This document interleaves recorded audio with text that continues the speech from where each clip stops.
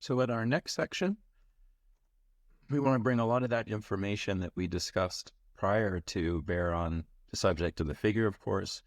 And the way that I would do that is with an understanding or appreciation for landmarks.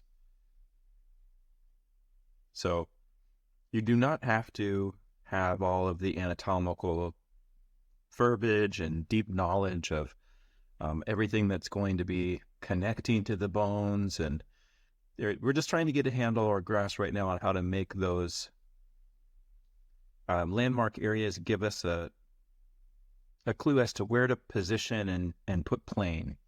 So I'd like to go through the landmarks of the skeleton and also address some of the basic proportion, as I think, proportioning your spheres or your boxes is also a part of the construction effort. So let's start this way. I'm going to do one line here. I'm going to show you my measurement for getting proportions. I am completely math averse. I don't like it. I don't try, but I also don't. It just never came easy. My brain never really saw it, so I was always much more visual. So what works for me is visual measurements and not numbers. So what I'm doing here is I'm making two lines that set a scale, that determine a scale. This you could think of as the positioning for the head, and then the bottom one would be the foot. And let's just do a couple views here, so nothing too elaborate. In anatomy class, I might go through more. We do, turn around or front, side, 3/4, back. But just to get us started, let's just say this is going to be a front view. And then we'll make this a back view. And then the vertical line is there just so we have something to position the figures on. So all of my proportions are a matter of just thinking halves and thirds. So, and even I can screw those up too. So if we do, let's say a halfway would be there between my head and my foot. So that's halfway. And then, so that's my first. And then as I go above from this half to the head, I'm going to do 3 more halves. Oh, so a little I see, I already screwed it up. So here, half here, half here. So now that gives me automatically 1, 2, 3, 4 head heights. And then I do the exact same thing on the bottom. So that's a half. Here's another, and then 1 more. So that would make an 8 head figure, which is fine if that's what you're looking for. There's nothing wrong with it. 8 heads is on the ideal side. So if you want something more realistic, but I'll just chop up this half here. Also raise the floor. So 7.5 would be moving more toward an average height, average proportion. But you could do either, right? It's not going to impact from the 4th head up. The only thing that would change is the legs will get a little bit shorter. Okay, so as we move forward, what I'm going to do on both of these is just set up an ellipse. But I am referencing that initial straight line just as something to help me draw the ellipse. So when I did my egg or ellipse or oval, I did just from this to this, that's the height of the head. And then to keep that shape symmetrical, I used that vertical line just to make sure I had half on either side. That's it. So front, back. Now next, I want to tell or figure out how wide the rib cage and pelvis are. So the rib cage and pelvis are 2 heads wide for an average figure. So you could do either one of these 2 things. You could just guesstimate. You could just try to put a line there. Or sometimes I'll take and imagine flipping that, like giving the figure Dumbo ears or something. If that's easier for you to kind of think of this half flipped over, and then I'll plumb that down. Okay, so here's the idea is that you're trying to get a basic sense of the proportion of the figure so that you can manage and manipulate your volumes and the sculptural qualities that we discussed in the prior exercises to meet the figure or describe it or manifest it. In the same way that I would use all the same component parts that we've discussed so far, but to re-proportion them, I could make an animal or a car or a household object, right? Whatever you want. So we just need enough information here to understand the way in which those volumes need to be managed or mediated. So you do the same thing here. Where's your, so it's half on both sides will give me 2. So that's my rib cage pelvis. And then the others, so thirds. Right, so let's do the thirds in a different color. That way you just get a slightly different. So we have our halves in red, and then our thirds will be in that kind of blue. So between heads 1 and 2, and 2 and 3, I'm going to make thirds. So 3 equal. So that's 1, 2, 3 equal in there. Same thing here. So 1, 2, 3. Okay, so from the front, the rib cage lives here. It starts at the first third between head 1 and 2, and ends at the second third between 2 and 3. And then we could do the same thing on the back, except there's one difference in that your rib cage, your neck is higher in the back. So you have in your the back, the 7th cervical vertebrae, which is just slightly higher. So I'm going to do one more half there. Well, let's do that in the same color as the other. So that would be this red. Hopefully I grabbed up, missed it.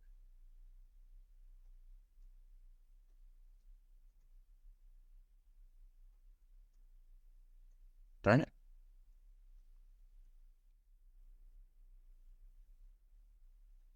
Bah.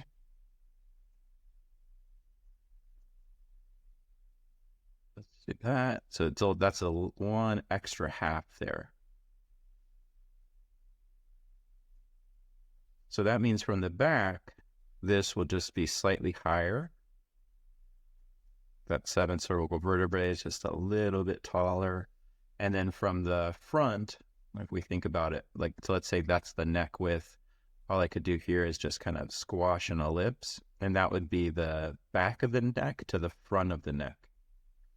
So just think of your shirt collar, right? The way that your shirt collar kind of hangs high in the back, lower in the front, or kind of drops to the front. That would be this area. So what we're describing there is an offset plane. Let's get a little closer.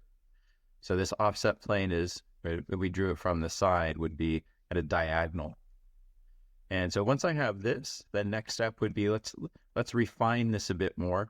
So I have my box, and hopefully you can see what I'm doing here based on the last exercise. I have a form that's larger, and now I'm making modifications to it, right? So we're already in the world of that discussion of technique and form. So rib cage, take the back of this and bring a line down to the second head, kind of like just a C curve. So here's our second headline. And then as soon as you get near that, then sweep it back in, kind of like it's pressing against that box, and then down. So same thing here. Here you could just copy that aside, just kind of you're making parentheses. Out, sweeps back and down. So I started with a plane because it's easier for me to establish. That's how I judge and kind of choose most of my workflow based on difficulty level, and then kind of managing that by going from easy to complex form. And I like this proportion method a lot because you don't waste any effort. Like all of this back here, that's roughly the amount of scapula we would see coming around from the back. So this becomes kind of like you get that for free. So that would be our kind of scapula area there. We're not going to talk too much about the head today, so we'll just leave that as is. Just imagine this would be, or how I chose to create that initial ellipse was just the width of the neck, just an average width. Guessing for the most part. We do the same thing here. What I'll do for the back, because it will be a landmark, is I'll split this in half. this is where the base of your cranium is. So a cranial mass will be here. That looks like this. So much squarer in the back. That halfway point would also relate to where the base of your nose is. And then with your average neck, I have to bring that down to my half. And then this is where our rib cage is going to start. So you do the same thing on the back. Try to push your curve out to that second head, and then just bring it back. So now I know what I'm shooting for in terms of, an egg or an ellipse for the back of the rib cage. That would be the point of all of this. So now let's just fill in our rib cage volume. We know this would be one large mass, not a shape. So let's try to think of it as a mass, something that already occupies a sculptural sense, like a three-dimensional quality. So that's all of this. And we could cut into that, add, subtract, modify, intersect forms, right? So that you could make it more specific or add muscle later on down the line, or carve planes out of it. So there's, let me back up again, rib cage, pelvis. Rib cage, front and back.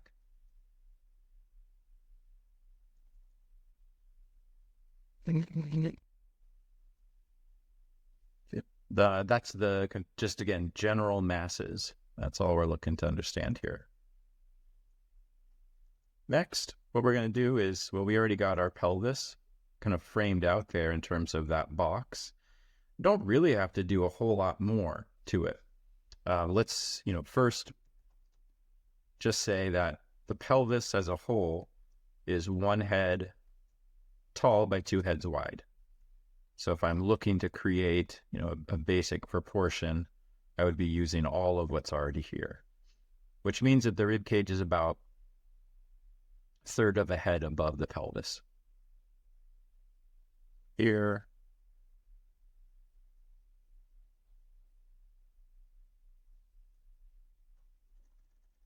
And then the goal would be keeping these the same width. So I see a lot, commonly I'll see that these become different widths in student work, which is sometimes just a matter of getting comfortable with proportions, and then at other times it's just the use of the volumes. Like, how it's difficult to represent that with an egg or a box. So it could be challenging for that. Okay, so now let's add a few more detailed areas that will be landmarks, or I would count these as landmarks.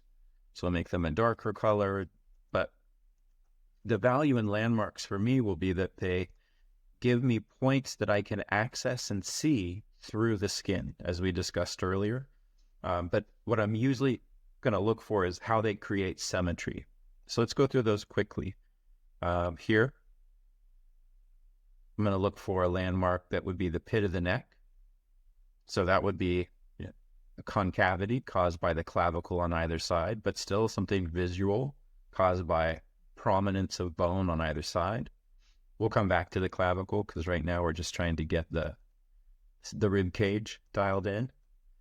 Under this, you would have a manubrium, which is kind of the top of the sternum. And I always think of this area as like a tie, like a necktie. So this looks like the knot in a tie, and then that would correspond to the first rib going back up and around. So if you want to think of the tie as being worn around the neck, you could think of that manubrium, and then how it would be connected to that first rib going this way.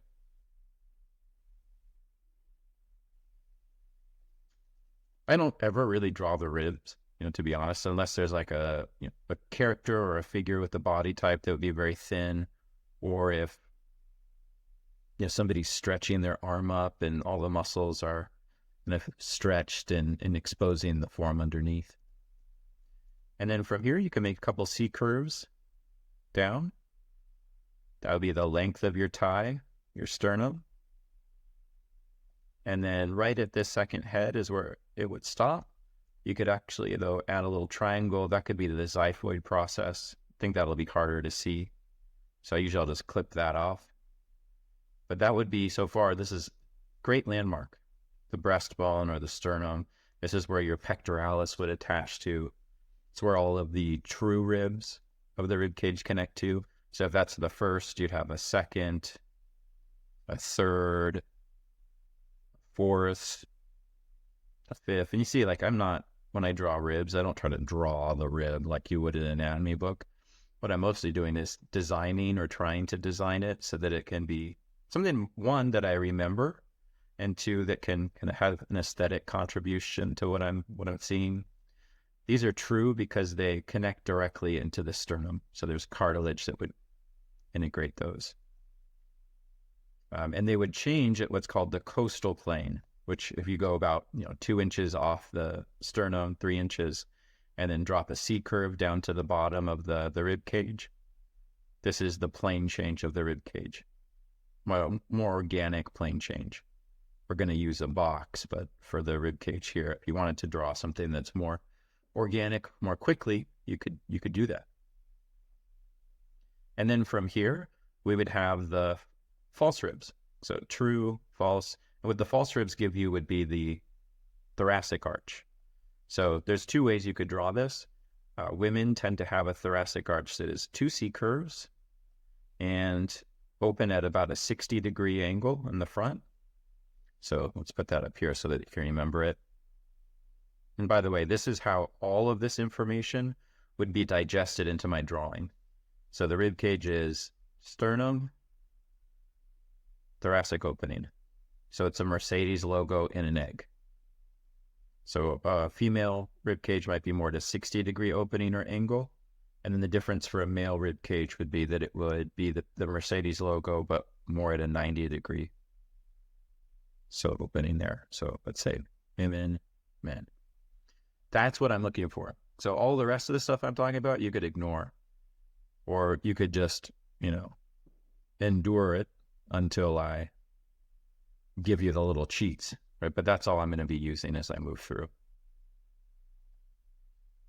So again, that would be the female design. If I wanted to make a male design, I would go from this point to here and just do the C curve this way. Got it. So this goes kind of pushing in that direction. So that'd be the kind of the way that you could develop some relationship to gender in an early stage or type, even though it's pretty early on. You could think of some of those things if it helps you to get a handle or a sense of the type you're drawing. So those are great landmarks for me, this whole line, and then where it would end at the 10th rib. So these points. And those are the main areas I've put in that little stylized area there. From rib 5, every muscle above this, just by the way, works the arms. Every muscle below this works your core or your trunk. And then the next 6 through 10, these ribs, all join one common grouping of cartilage called the costal cartilage. So those are all sharing a connection to the sternum, whereas the 5 true ribs have that direct. That's done. If you wanted to kind of draw a little bit more or think more in the round about this, we could also add the floating ribs in the back. And I would just add a C curve from 10th rib to 10th rib there like this.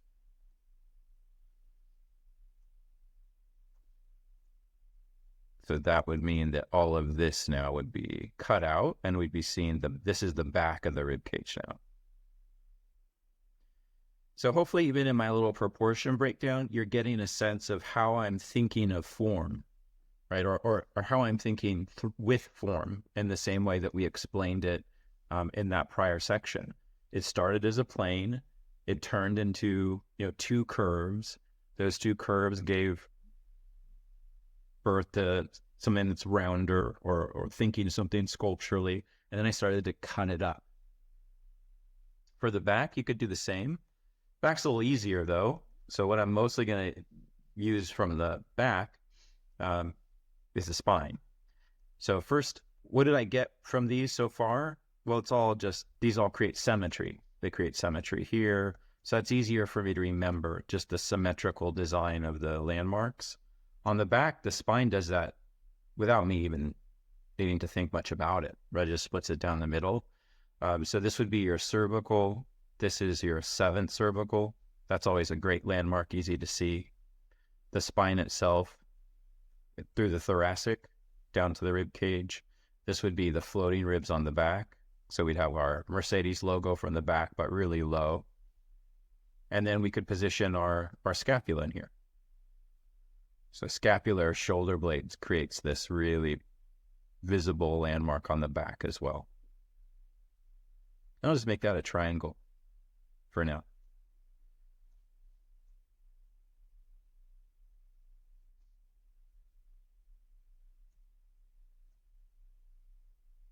The one thing I am trying to do here is kind of angle them forward. So your scapula sit on the side plane more so, or kind of the intersection between the back and the side of the rib cage, but they definitely sit more on a diagonal.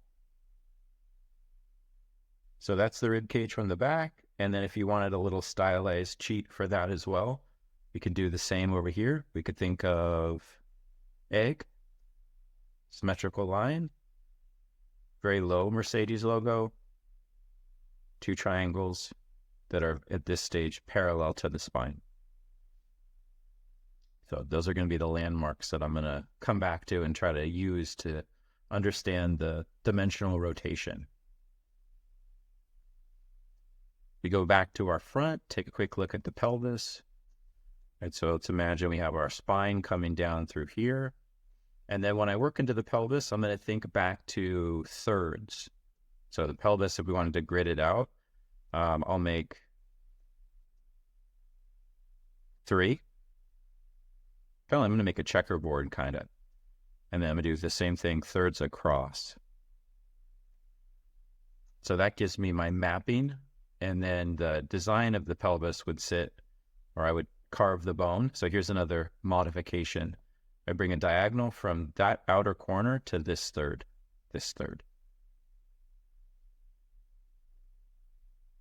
And we talked about drawing straight lines, connecting points, and ghosting. That's all I did there. So that is the two halves of the pelvis. They sit at a diagonal like that. Then the next thing I would do is where this crosses or intersects this diagonal with my third, I'm going to draw a little box there and a box here, and that's the anterior superior spine of the pelvis. One thing to note, it's almost always underneath the 10th rib. So if you find yourself, like getting proportions a bit off, just double check these. The only time they aren't is if there's a twist taking place. So that's a super important and easily found landmark on the pelvis. If it helps, here's the acronym for the name. Anterior, which means front. Superior, which means above. Iliac, which is the name. Spine, iliac's the name of the bone. Whoops, I think I put extra L in there. And the spine is the ridge, the top portion. So from here, I'll take this middle third, make a little box there. That's your pubic symphysis. We can sometimes see that. And then there's a ligament that would tie the as-is to that. And that kind of gives us that rounded front that we would see the pelvis when the abdomen connects in. Up here, we think about this top quarter or this top box, not quarter. I would put a little rounded shape in here. So just take this, go up the diagonal, round this out, drop it back down to the middle. And that's where your lumbar spine and sacrum are going to be. So this is a pretty complex form. Pelvis is a bizarre and challenging form to draw. So we're definitely not going to be using all of this. But I just did want to share the landmarks that I am looking for and give you some information about them. So let's just kick this down, color that in. And then I'm going to color this in too, because this would now be the back. So if there were muscle or organs, we wouldn't see any of this. Skin, of course. But I kind of remember this area here because it looks like Mickey Mouse. So you'd have like the head here and the ears.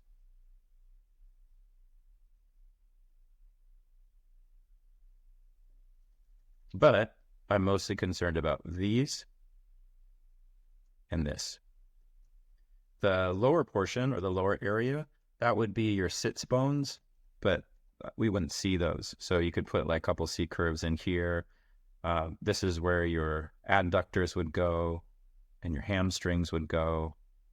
But that's it. So what do we do with that information? Okay, so the pelvis. So we have rib cage, male, female, front, back. Pelvis for me is an egg with a smiley face inside. It doesn't have to be that dumb looking, but you get the point. It could be understood symmetrically. Right? So if I can go pit of the neck, sternum, through the belly button, like it's on a bone, but it gives me that nice connection point for the landmarks, and then straight down to the bottom of the pelvis, and then that's symmetrical here to the as is point. So I'm just going to focus on where these parts map, and then use that to help turn the figure. If you wanted to do anatomy, we could go a little bit further, but that would be a different subject, different stage in the drawing. So rib cage, pelvis proportioned. If you wanted to do the same thing for the back, if you wanted to understand the pelvis from the back, you could. So we look at this one. I do my thirds as well. And then go across. Oops, sorry about that. And then same thing. Diagonal here.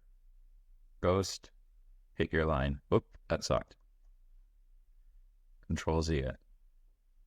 Diagonal. There you go. And so for the back, what I would do here is just use the center square mostly. This is where that sacrum or sacral triangle is going to be, which technically isn't your coccyx. It'll be a little lower. This is like fat. It's kind of pointing right at the gluteal fold.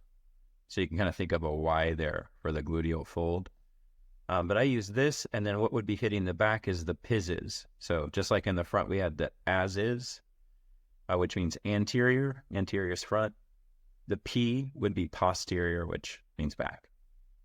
So I could do this and kind of round this top off again if you want. But I'm mostly just going to be looking for the sacrum, and then I'm going to place my box or my plane to be slightly larger. But just in terms of a quick kind of like pelvis lay-in, that's what we'll be working with.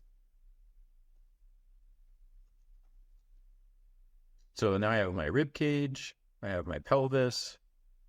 So all that's left now is to kind of lay in. We can do some real quick indications of where arms and legs are going to sit, the key landmark points.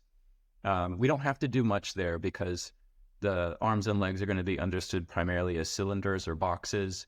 So we don't need to get that plane to be perfect.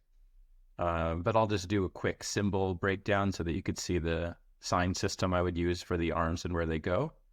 And then we'll put this into the context of how to draw the figure with this information and build out that perspective.